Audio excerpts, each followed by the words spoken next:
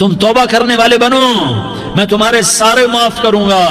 یا عبادی الذین اسرفوا علی انفسہم، اے میرے نافرمان بندو آ جاؤ مجھے منا لو، مجھے راضی کر لو۔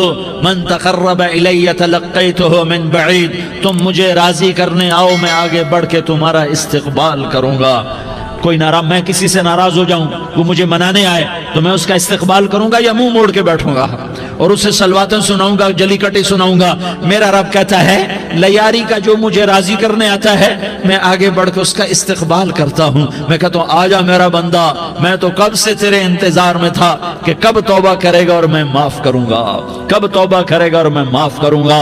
اللہ کو اپنا بناؤ، اس کے در پر جھکنے کے ساتھ ہمارے گناہوں کی حیثیت ہی کوئی نہیں ہے۔ بنی اسرائیل میں ایک آدمی نے 99 قتل کیے، اس کو خیال آیا میں توبہ کروں، ایک عبادت گزار کے پاس گیا اور اس سے پوچھنے لگا میں نے 99 قتل کیے ہیں، میری توبہ ہو سکتی ہے؟ اس نے کہا ہرگز نہیں، تو بڑا ظالم ہے، تیری کوئی توبہ نہیں۔ اس کو غصہ چڑھا، اس نے اسے بھی قتل کر دیا، 100 کر دیے۔ پھر اس کو خیال آیا میں توبہ کروں تو وہ ایک عالم کے پاس گیا اور اس سے پوچھنے لگا میں نے 100 قتل کیے ہیں، کیا میری توبہ ہو سکتی ہے؟ کہ بیٹا کیوں نہیں ہو سکتی توبہ؟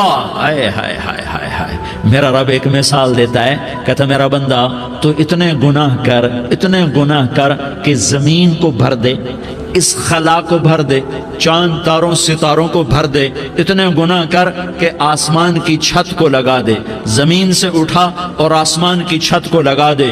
اتنے گناہ کرنے کے بعد صرف ایک دفعہ کہہ دے یا اللہ معافی دے دے تو میں سارے ہی معاف کروں گا، سارے معاف کروں گا، ولا ابالی، اور مجھے کوئی پرواہ نہیں ہوگی۔ انہوں نے کہا بیٹا گناہوں کی معافی تو یقیناً ہے لیکن توبہ کا ہونا ضروری ہے، تیری توبہ پکی ہونے کے لیے یہ ماحول چھوڑنا ضروری ہے۔ تو یہ بستی چھوڑ کے اس بستی میں چلا جا، وہاں نیک لوگ رہتے ہیں، ان کی صحبت میں تو رہے گا تو تیری توبہ پکی ہو جائے گی۔ اس نے کہا میری معافی ہو جائے، میری معافی ہو جائے، میں ہر کام کرنے کو تیار ہوں۔ بوریا بستر اٹھایا، جو تبلیغ والے کہتے ہیں گھر چھوڑو، لیاری چھوڑو، بستر اٹھاؤ اور چلے کے لیے نکلو، 4 مہینے کے لیے نکلو کہ اپنی توبہ کو پکا کرو، ورنہ ماحول کی گندگی پھر آدمی کو گرا دیتی ہے، پھر گرا دیتی ہے، پھر گرا دیتی ہے۔ وہ نکلا، راستے میں موت آئی، جب موت نے جھٹکا دیا تو اس نے چھلانگ لگائی اس نیک لوگوں کی بس کی طرف، وہ ایسے اس کے ہاتھ اس کے آگے اور پورا جسم ایسے آگے پھیلا ہوا۔ اللہ تعالیٰ نے لیاری والوں کو قصہ سنانا تھا تو دونوں فرشتے بھیج دیے، جنت کا بھی آ گیا، جہنم کا بھی آ گیا۔ جہنم والے کہنے لگے مجرم ہے ہتھ کڑی لگاؤ، جنت والے کہنے لگے مہمان ہے سہرے پہناؤ۔